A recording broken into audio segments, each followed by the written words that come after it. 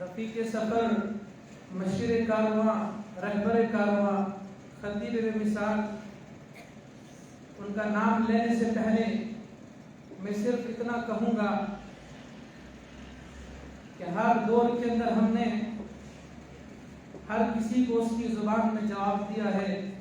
اسلام شدت پسندی نہیں سکھاتا ہے، لیکن ہم نے لکھ کر جواب دیا، چاہے وہ انور شاہ کشمیری رحمۃ اللہ علیہ کی کتابت ہو، چاہے وہ حضرت مولانا شیخ الہند رحمۃ اللہ علیہ کی کتابت ہو، یا پھر ہمارے دیگر حضرات کی کتابت ہو۔ شاعر لکھتا ہے کہ میں تمام اشعار حضرت کی نظر کرتا ہوں کہ شرط یہ ہے جو جان کی امان چاہتے ہو تو اپنے لوح و قلم قتل گاہ میں رکھ دو، وگرنہ آپ کے نشانہ کمان داروں کا بس ایک تم ہو سو غیرت کو راہ میں رکھ دو۔ ارشاد نامہ جو دیکھا تو الچی سے کہا، اسے خبر نہیں ہے تاریخ کیا سکھاتی ہے کہ رات جب کسی خورشید کو شہید کرے صبح ایک نیا سورج تراش لاتی ہے۔ سو یہ جواب ہے میرا میرے عدو کے لیے، مجھ کو حرص کرم ہے نہ خوف خمیازہ، اسے ہے سطوت شمشیر پر گھمنڈ بہت، اسے شکوہ قلم کا نہیں اندازہ۔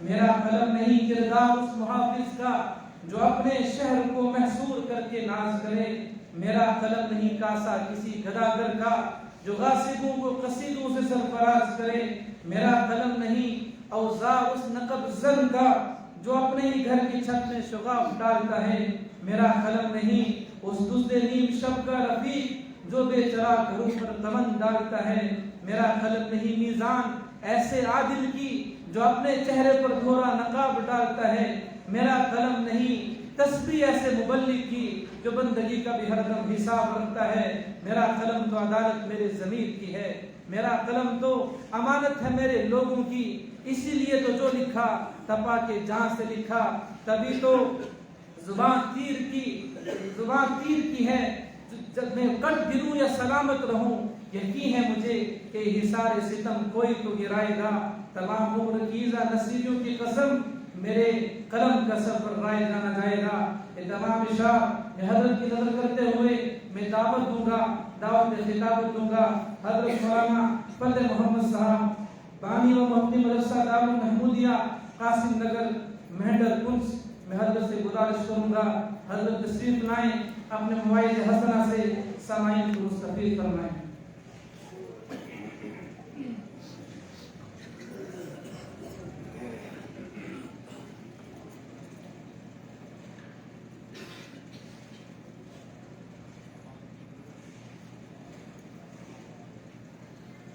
السلام علیکم ورحمۃ اللہ وبرکاتہ۔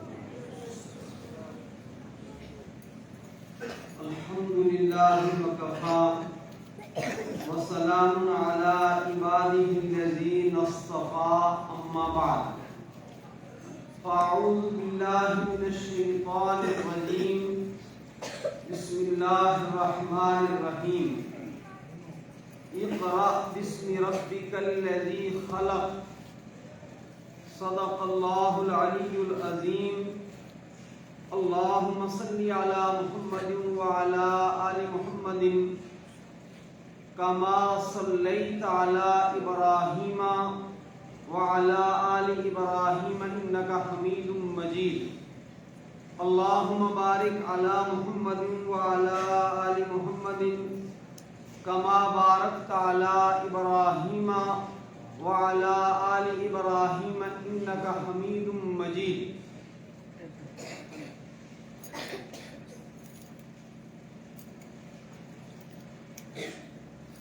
انسانوں کی زمانی تاریخ میں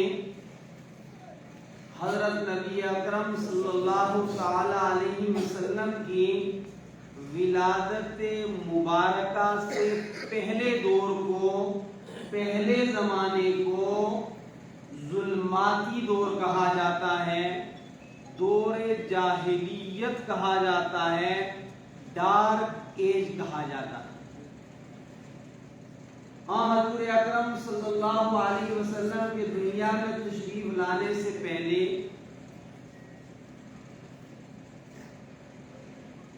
دنیا کے اندر اور بطور خاص عرب کے اندر بہت ساری برائیاں تھیں. ایک پیدا کرنے والے رب کو چھوڑ کر سینکڑوں اور ہزاروں اور دنیا کے ایک خطے میں کروڑوں کے حساب سے پرستش کی جاتی تھی بتوں کی. بے حیائی اپنی انتہا کو تھی. مثلاً اگر شوہر کا انتقال ہو جاتا تھا تو اس کا بڑا بیٹا اپنی حقیقی والدہ کو وراثت میں حاصل کرنے کا حقدار ہوتا تھا. ازدواجی زندگی کے اتنے بدترین اور گھناؤنے طریقے تھے کہ بعض اوقات ایک ہی عورت سے کئی سارے مرد متعلق رہتے تھے اور جب بچہ ہوتا تھا تو وہ بچہ کسی ایک پر ہاتھ رکھ دیتا تھا اور وہی اس کا بچہ قرار پاتا تھا, وہی اس کا باپ مانا جاتا تھا.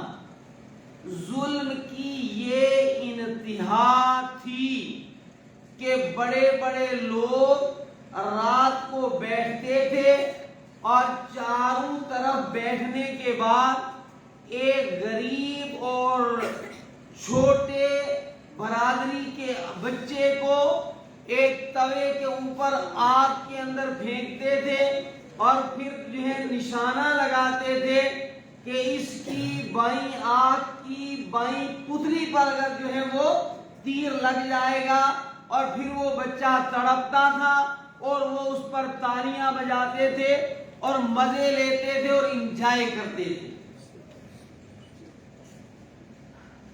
لڑائی اور جھگڑوں کا یہ حال تھا کہ صرف اس برادری کے جانور نے اس برادری کے جانور سے گھاٹ پر پانی پہلے کیوں پیا, اس معمولی سے معاملے پر صدیوں آپس میں لڑائی اور جھگڑے رہتے تھے.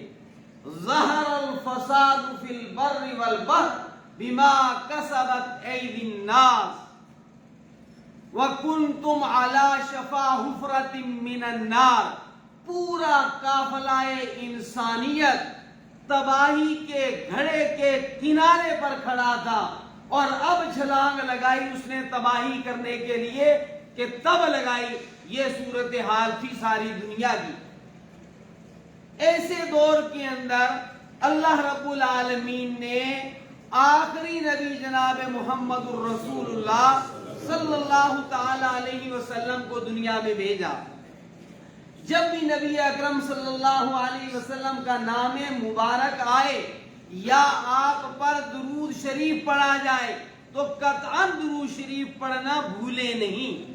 نبی صلی اللہ علیہ وسلم نے فرمایا من نسی علی صلاۃ خطی طریق الجنہ, جو غافل ہو گیا میرے اوپر درود شریف پڑھنے سے وہ اپنی جنت کا راستہ بھول گیا.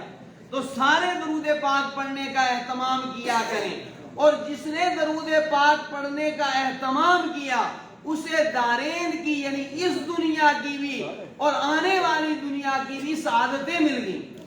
تو جناب محمد الرسول اللہ صلی اللہ تعالی علیہ وسلم کے دنیا میں تشریف لانے سے پہلے پوری کائنات عالم کے اندر بے حیائی کا اندھیرا تھا, شرک کا اندھیرا تھا, کفر کا اندھیرا تھا اور لڑائی اور جھگڑوں کا اندھیرا تھا. مگر رسول اکرم صلی اللہ علیہ وسلم پر 10 منٹ میں فارغ کر دوں گا, ٹھیک ہے. بعض اوقات غیر ضروری لوازمات میں ہم لگ جاتے ہیں. خیر معاف کریں. نبی اکرم صلی اللہ تعالی علیہ وسلم کے دنیا میں تشریف لانے کے بعد جو سب سے پہلے وحی آئی اس میں یہ نہیں کہا شرک کو چھوڑ دو, اس میں یہ نہیں کہا ظلم کو چھوڑ دو, اس میں یہ نہیں کہا کہ بے حیائی کو چھوڑ دو, اس میں یہ نہیں کہا کہ جھگڑے چھوڑ دو, اس میں یہ نہیں کہا کہ دوسرے کی زمین جائیداد دبانا چھوڑ دو، یہ کہا بھی نہیں اور کہا بھی۔ پہلی بات کہی اقرأ بسم ربک، کہ پہلا کام قافلہ انسانیت کو بربادی سے بچانے کے لیے یہ ہے کہ علم حاصل کرو۔ علم آئے گا تو شرک ختم ہوگا، علم آئے گا تو جھگڑے ختم ہوں گے، علم آئے گا تو بے حیائی ختم ہوگی، علم آئے گا تو ظلم ختم ہوگا۔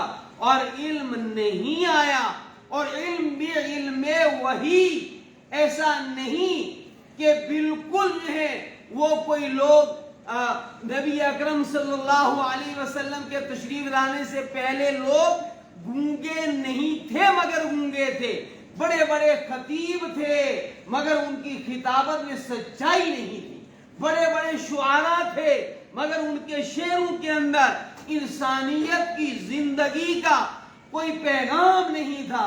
اس لیے فرمایا کہ جس خطابت کے اندر، جس نظم کے اندر، جس نثر کے اندر، جس تعلیم کے اندر انسانوں کے لیے زندگی نہیں ہے، وہ تعلیم نہیں ہے، اور وہ تعلیم جس سے قافلہ انسانیت کی بقا وابستہ ہے، وہ علم جس سے کسی برادری کی ترقی وابستہ ہے، وہ علم جس سے کسی فرد کی عزت اور ترقی وابستہ ہے، وہ علم ہے جسے علم وحی کہتے ہیں، جو علم رب کی طرف سے آتا ہے۔ اقرأ بسم ربک الذی خلق۔ میرے بھائیوں، اللہ رب العالمین کا احسان ہے کہ اللہ تبارک و تعالی نے جناب محمد الرسول اللہ صلی اللہ تعالی علیہ وسلم کے ذریعے دنیا کے اندر علم کو عام کیا، ورنہ دنیا کے اندر تقسیم تھی انسانوں کی تقسیم تھی، صرف ایک طبقہ انسانوں کا تھا جو مذہبی کسی جگہ پر جا سکتا تھا، جو مذہبی کتاب پڑھ سکتا تھا، باقی لوگ تو ان کے علاوہ مذہبی کتابوں کو ہاتھ نہیں لگا سکتے تھے، بلکہ کہا نہیں تمہارا کام پڑھنا نہیں ہے، تمہارا کام ان پڑھنے والوں کی خدمت کرنا ہے، تمہارا کام ان بڑوں کے خادموں کے لیے کھیتی باڑی کرنا ہے، تمہارا کام ان کھیتی باڑی کرنے والوں کے بھی نیچے کا درجہ ہے۔ یہ تو جناب محمد الرسول اللہ صلی اللہ علیہ وسلم کا انسانیت کے اوپر احسان ہے، انسانیت کے اوپر احسان ہے۔ ایسا نہیں کہ صرف کسی ایک برادری کے اوپر، ایسا نہیں کسی ایک ملک کے رہنے والوں پر اسلام کا احسان ہے، بلکہ جناب محمد الرسول اللہ صلی اللہ علیہ وسلم محسن انسانیت تھے۔ آپ صلی اللہ علیہ وسلم کے دنیا میں تشریف لانے سے پہلے کے دور کو دیکھو، اسکول نہیں تھے، کالجز نہیں تھے، یونیورسٹیاں نہیں تھے، تعلیمی ادارے نہیں تھے، کتابیں نہیں تھی، تصنیفات نہیں تھی۔ جناب محمد الرسول اللہ صلی اللہ علیہ وسلم پڑھنے کا پیغام لے کر، علم کا پیغام لے کر آئے، پھر یونیورسٹیاں وجود میں آئے، کالجز وجود میں آئے، سکول وجود میں آئے، اور تحقیقی ادارے وجود میں آئے۔ میرے بھائیوں، یہ علم کی بہاریں ہیں جو آج ساری دنیا کو آپ ترقی یافتہ دنیا کہتے ہیں۔ وہ لوگ جو جناب محمد الرسول اللہ صلی اللہ علیہ وسلم پر ایمان نہیں لائے، ان کو بھی وجود نبی سے فائدہ ہوا، علم حاصل کیا انہوں نے، ترقی کی انہوں نے، ریسرچ کی انہوں نے، سمندروں کے نیچے پہنچے، آسمان کی بلندیوں کو چھونے کی کوشش کی۔ یہ تصور تب انسانوں کو ملا جب انسانوں کے اندر علم عام ہو گیا۔ کوئی کسی علاقے کا رہنے والا ہو، کوئی زبان بولنے والا ہو، کسی رنگ کا ہو، سب کو حق دیا جناب محمد الرسول اللہ صلی اللہ علیہ وسلم نے دنیا میں تشریف لا کر کہ علم حاصل کرو۔ اور رہا مسلمان تو یاد رکھیں مسلمان کہتے کسے ہیں، کیا تعریف ہے مسلمان کی، ڈیفینیشن کیا ہے مسلمان کی؟ مسلمان اسے کہتے ہیں جو اللہ کے حکموں کو جانے، جناب رسول اللہ صلی اللہ علیہ وسلم کے طریقے کو جانے، پھر مانے پھر عمل کرے اسے مسلمان کہتے ہیں۔ گویا پہلا کام مسلمان کا جاننا ہے۔ جس نے جانا نہیں وہ مانے گا کیا؟ جس نے مانا نہیں وہ عمل کیا کرے گا؟ گویا مسلمان ہونے کے لیے پہلا کام ہے جاننا، پہلا کام ہے جاننا۔ علم اور اسلام کا گہرا تعلق ہے، بلکہ علم کا اور انسانیت کا گہرا تعلق ہے۔ انسان اول، نبی اول اور نبی اول، انسان اول کا امتیاز خود رب العالمین نے جو فرشتوں کے اوپر امتیاز بخشا ہے، اس امتیاز کے لیے یہ دلیل دی رب العالمین نے، وَعَلَّمَ آدَمَ الْأَسْمَاءَ كُلَّهَا۔ یہ انسان اول اے فرشتوں جاننے والا ہے، اللہ نے اسے علم سکھایا۔ اور پھر علم کے اندر بھی الرحمن علم القرآن خلق الانسان علمہ البیان۔ الرحمن علم القرآن، اللہ کی شان رحمانیت و رحیمیت کا یہ نتیجہ ہے، ثمرہ ہے کہ اللہ نے علم قرآن عطا فرمایا۔ اگر اللہ کی شان رحمانیت نہ ہوتی، اللہ کی شان رحیمیت نہ ہوتی تو اے انسانوں تم اس لائق نہیں تھے کہ علم وحی جیسی مقدس نعمت تمہیں عطا فرمائی ہے۔ یہ تو اللہ کی شان رحمانیت تھی۔ الرحمن علم القرآن، اور اللہ کتنا رحمت والا ہے، کتنا رحیمیت والا ہے، اللہ اکبر کبیرہ۔ ایک واقعہ اس پر سنائے جاؤں، ذرا توجہ سے سنیں۔ اللہ کے ایک ولی فرماتے ہیں کہ میں اپنے گھر میں بیٹھا ہوا تھا اور میرے دل میں ایک تمنا پیدا ہوئی کہ میں ذرا اٹھوں اور دریا کے کنارے تھوڑا چہل قدمی کروں، چلوں، گھوموں۔ وہ باہر نکلے تو فرمانے لگے کہ میں جدھر جا رہا تھا میں نے دیکھا کہ ایک بڑا مینڈک جو ہے وہ ادھر جا رہا ہے۔ میں اس کے پیچھے پیچھے پیچھے ہو گیا۔ ایک جگہ جا کر وہ مینڈک جو ہے وہ رکا، اور رکنے کے بعد اس نے دوسری طرف کا رخ کیا۔ جب اس نے ادھر کا رخ کیا تو کہنے لگے میں نے بھی ایک چھوٹی کشتی کنارے پر لی اور اس کا پیچھا کیا۔ جب وہ مینڈک وہاں پہنچا اور یہ یہاں سے وہاں تک اس مینڈک کے اوپر ایک بچھو جو ہے وہ سوار ہو کر ادھر گیا، اور ادھر جانے کے بعد اس بچھو نے دریا کے دوسرے رخ پر چلنا شروع کر دیا۔ میں بھی پیچھے پیچھے ہو گیا۔ کیا دیکھتا ہوں کہ آگے ایک درخت ہے، اس درخت کے نیچے ایک نوجوان نشے کے اندر جو ہے وہ مبتلا بے ہوشی کی حالت میں پڑا ہوا ہے، اور ایک اژدہا، سانپ کی سب سے زیادہ زہریلی قسم کو اژدہا کہا جاتا ہے، وہ اژدہا پاؤں کی طرف سے اس نوجوان کی طرف منہ کھولے ہوئے اوپر کی طرف بڑھ رہا ہے، اور فوراً اس بچھو نے ڈنگ مارا اس کو اور پلٹا کھا کر کے وہ سانپ گر گیا، اور پھر وہ بچھو واپس ہو گیا۔ فرمایا میں نے نوجوان کو بیدار کیا اور نوجوان سے کہا تیرے ساتھ یہ معاملہ ہوا ہے کہ تو اللہ کی نافرمانی میں مبتلا ہے، اور اللہ تیری حفاظت کے لیے ایک بچھو کو تیرے پاس بھیج رہا ہے۔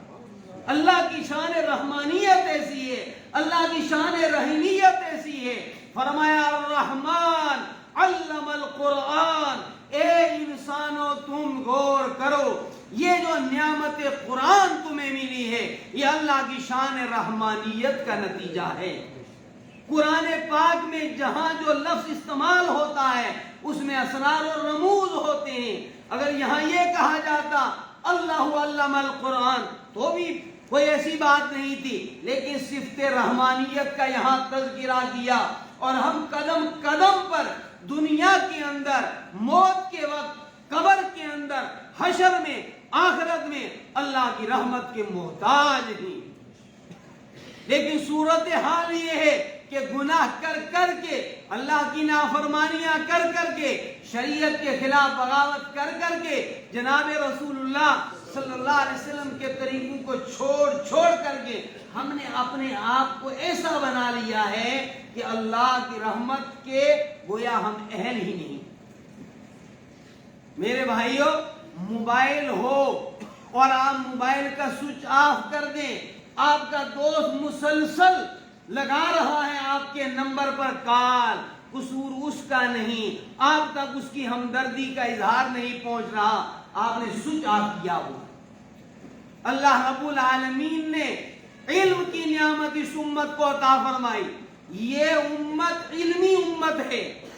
اگر جہالت ہے تو اس معاف رکھیے، جہالت کا اور اسلام کا کوئی تعلق نہیں ہے، جہالت کا اور مسلمانیت کا کوئی تعلق نہیں ہے۔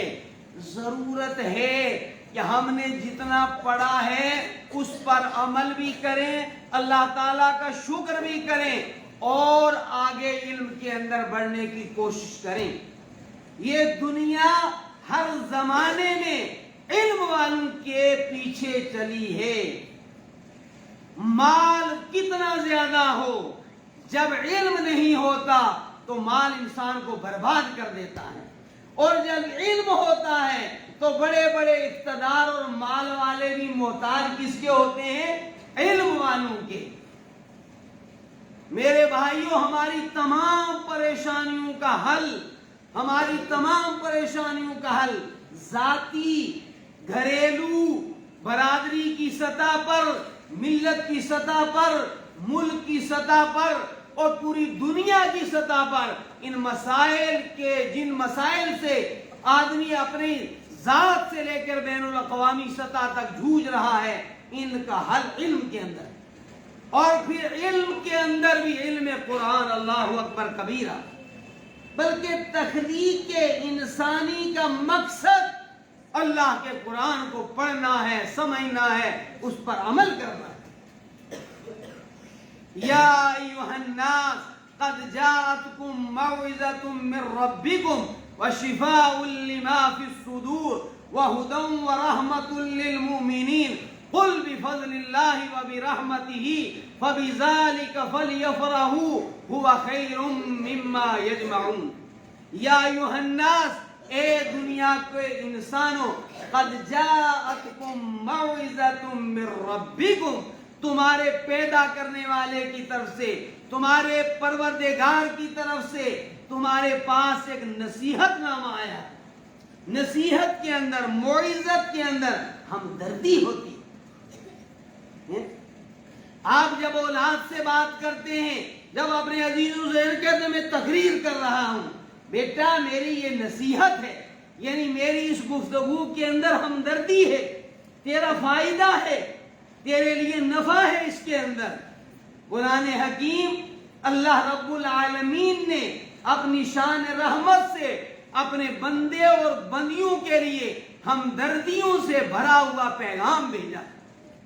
یا ایھا الناس قد جاءتکم موعظۃ من ربکم وشفاء لما فی الصدور۔ میرے بھائیوں، جتنی بیماریاں اٹھتی ہیں وہ اندر سے اٹھتی ہیں۔ حسد کی بیماری، کینہ کی بیماری، بدتمیزی کی بیماری، ظلم کی بیماری، بے حیائی کی بیماری، دوسروں کا دل دکھانے کی بیماری، یہ ساری بیماریاں کہاں سے اٹھتی ہیں؟ دل سے اٹھتی ہیں، دل سے۔ جب دل بیمار ہوتا ہے پھر آدمی دوسروں پر ظلم کرتا ہے، جب دل بیمار ہوتا ہے پھر نہ حلال دیکھتا ہے نہ حرام، کہتا ہے سمیٹو سمیٹو سمیٹو، یہ نہیں دیکھتا یہ آگ ہے نتیجتاً، یا یہ میرے لیے کوئی فائدہ پہنچانے والی چیز ہے۔ جب دل بیمار ہوتا ہے تو یہ دوسروں کی ترقی کو دیکھ کر جلتا ہے، سڑتا ہے، جھگڑے کرتا ہے۔ جب دل بیمار ہوتا ہے تو اس کی آنکھیں غلط دیکھتی ہیں، جب دل بیمار ہوتا ہے تو اس کو یہ دوسروں کے لیے برے الفاظ کا استعمال کرتا ہے۔ اور فرمایا دل درست ہوتا ہے تو سارا نظام درست ہوتا ہے، اور دلوں کی بیماری کے لیے شفا کیا ہے؟ قرآن کریم، شفاء لما فی الصدور۔ وَهُدًى وَرَحْمَةٌ لِّلْمُؤْمِنِينَ، اور یہ قرآن کریم جو تمہارے لیے نصیحت ہے، موعظت ہے، یہ رہنما ہے تمہارا. جو قرآن کو اپنا رہنما بنائے گا قرآن اسے جنت میں لے جائے گا، اور جو قرآن حکیم کی شاہراہ کو چھوڑ دے گا اسے جہنم میں جانا ہے. یہ طے شدہ بات ہے. مسلمانوں، ہمارا عقیدہ ہے، اور الحمدللہ کتاب و سنت کی روشنی میں ہمارا عقیدہ ہے کہ قیامت کے دن اللہ کی توفیق سے جناب محمد الرسول اللہ صلی اللہ علیہ وسلم گناہگار امتیوں کی سفارش کروائیں گے. ہمارا عقیدہ ہے کہ محمد ابن عبداللہ رسول بھی ہیں، نبی بھی ہیں، نبیوں کے امام بھی ہیں، خاتم النبیین ہیں، اور شفیع المذنبین بھی. قیامت کا وہ دن اذا وقعت الواقعہ لیس لوقعتها کاذبہ خافضۃ رافعہ، وہ دن جس کا واقع ہونا دنیا کی سب سے بڑی سچائی ہے، حقیقت ہے کہ قیامت واقع ہو کر رہے گی، اور اس شان سے واقع ہوگی کہ بہت سارے دنیا کے بڑے بڑے کھڑپے، بڑے بڑے اقتدار والے، بڑے بڑے دولت والے دے مارے جائیں گے، اور بہت سارے اللہ کے عاجز بندے قیامت کے دن اپنی نیکی کی وجہ سے نور کے منبروں پر ہوں. قیامت آئے گی، اس دن کوئی کسی کا نہیں پوچھے گا. یوم یفر المرء من اخیہ وامہ وابیہ وصاحبتہ وبنیہ لکل امرئ منہم یومئذ شأن یغنی. ہر بندہ اپنے ایک غم کے اندر ہوگا، اپنی ایک حالت کے اندر ہوگا. باپ بیٹے سے بھاگے گا، بیوی شوہر سے بھاگے گی، دوست دوست سے بھاگے گا. وجوہ یومئذ مسفرۃ ضاحکۃ مستبشرہ، بہت سارے چہرے جو ہیں خواہشاش بشاش ہوں گے، چمکتے ہوں گے. بہت سارے چہروں کے اوپر سیاہی پڑی ہوئی گی، چہرے جھکے ہوئے ہوں گے، کوئی کسی کے اوپر پوچھے گا نہیں. ولا یسأل حمیم حمیما، جگری دوست اپنے جگری دوست سے بچ نکلنے کی کوشش کرے گا. اس دن اگر کوئی سہارا ہے تو وہ صرف جناب محمد الرسول اللہ صلی اللہ تعالی علیہ وسلم کی ذات پاک ہے. لیکن قرآن کہتا ہے بعض لوگ ایسے ہوں گے کہ رسول پاک صلی اللہ علیہ وسلم بارگاہ خداوندی میں ان کی شکایت کریں گے. وقال الرسول یا رب ان قوم اتخذوا هذا القرآن مہجورا. وقال الرسول، رسول پاک صلی اللہ علیہ وسلم فرمائے یا رب، اے پروردگار، ان قوم اتخذوا هذا القرآن مہجورا، میری یہ وہ قوم ہے، یہ وہ لوگ ہیں انہوں نے قرآن کو پس پشت ڈال دیا. نہ قرآن پڑھتے تھے، نہ سمجھتے تھے، نہ عمل کرتے تھے. اور یاد رکھیں قرآن پاک کے 5 حقوق ہیں. کتنے حقوق ہیں؟ اگر آپ یاد کریں تو بتاؤں، نہیں تو آپ کے پاس بھی وقت نہیں تو میرے پاس بھی اتنا فالتو وقت نہیں. یاد رکھیں گے حقوق قرآن کون کون یاد رکھے گا؟ جو قرآن کے حقوق یاد رکھے گا ہاتھ اٹھائیں. اچھا، جزاک اللہ. اب توجہ تمام سے قرآن پاک کے حقوق یاد رکھیں، اس لیے کہ جو لوگ قرآن کریم کے حقوق ادا نہیں کرتے، قرآن حکیم کے حقوق نہ ادا کرنے والوں کے خلاف شفیع اعظم جناب محمد الرسول اللہ صلی اللہ علیہ وسلم بارگاہ خداوندی میں شکایت فرمائیں. جب رسول اللہ ہی شکایت فرمائیں گے پھر کون سا سہارا باقی بچے؟ پہلا قرآن کا حق ہے قرآن پر ایمان لائیں. کیا حق ہے پہلا قرآن کا؟ ایمان لائیں. یہ اللہ کی کتاب ہے، یہ اللہ کا کلام ہے، یہ اللہ کا فرمان ہے. بعد اللہ والوں کا لکھا ہے جب وہ تلاوت قرآن کے لیے بیٹھتے تھے تو اٹھاتے تھے اور فرماتے تھے ھذا کلام ربی، ھذا کلام ربی، یہ میرے پروردگار کا کلام ہے.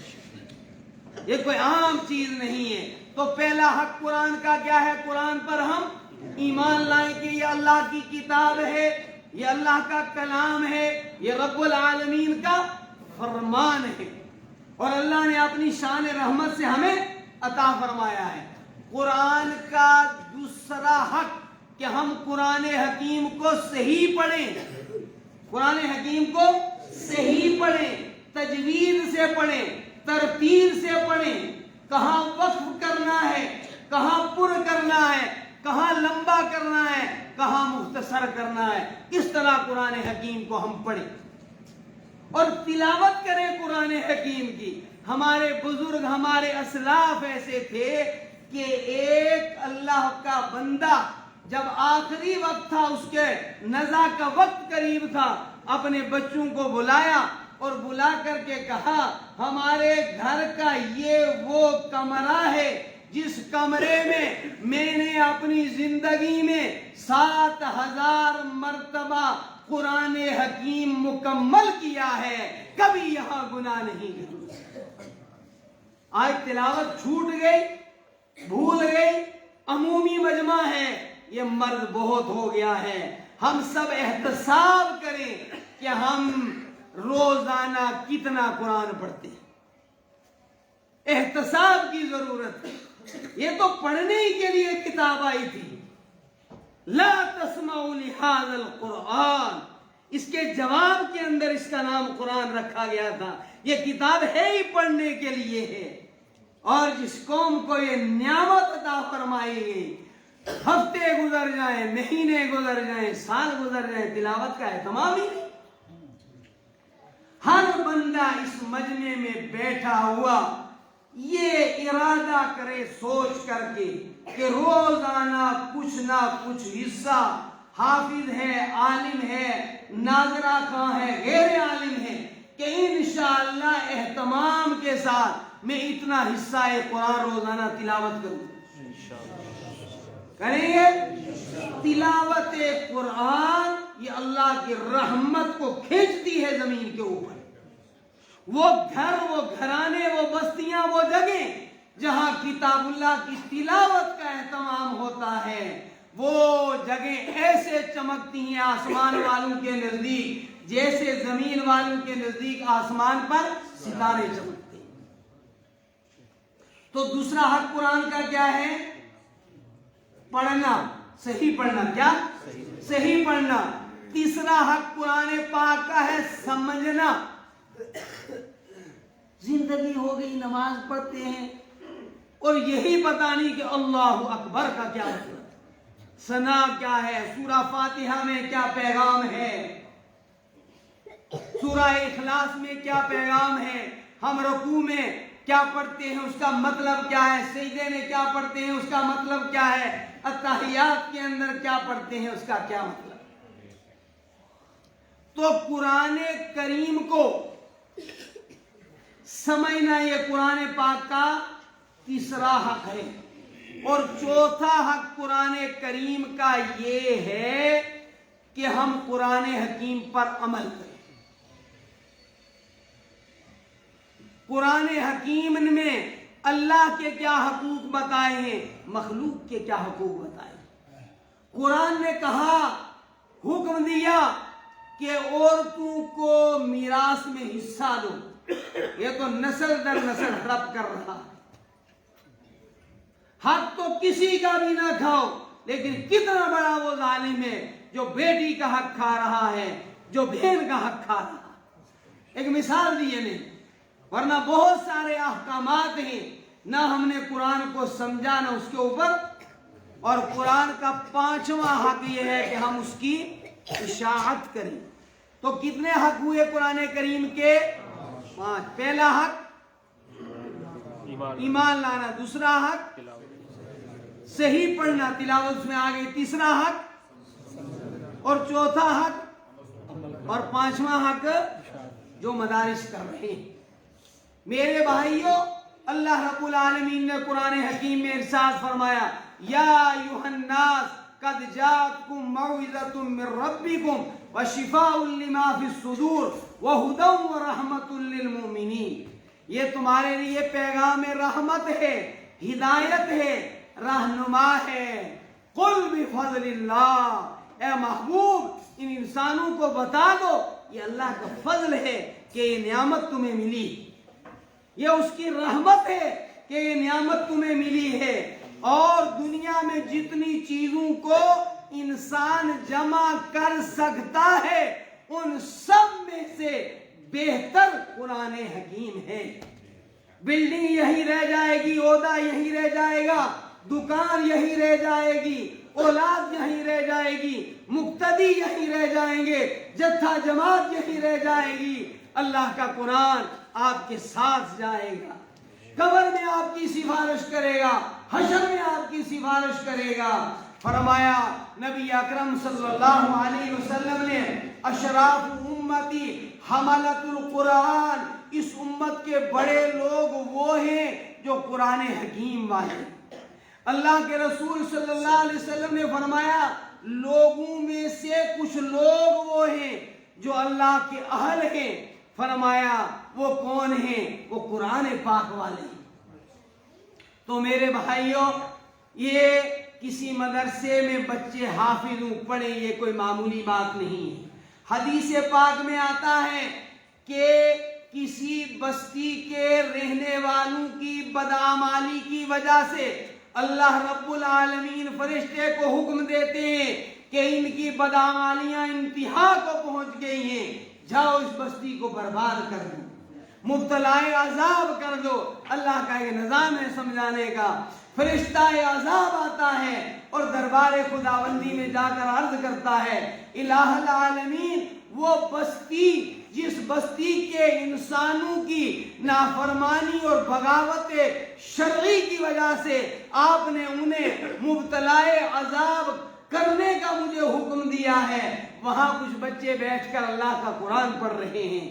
دوسرا آرڈر ہوتا ہے 40 سال سے اس بستی کو ایسے عذاب کو ہٹا دو۔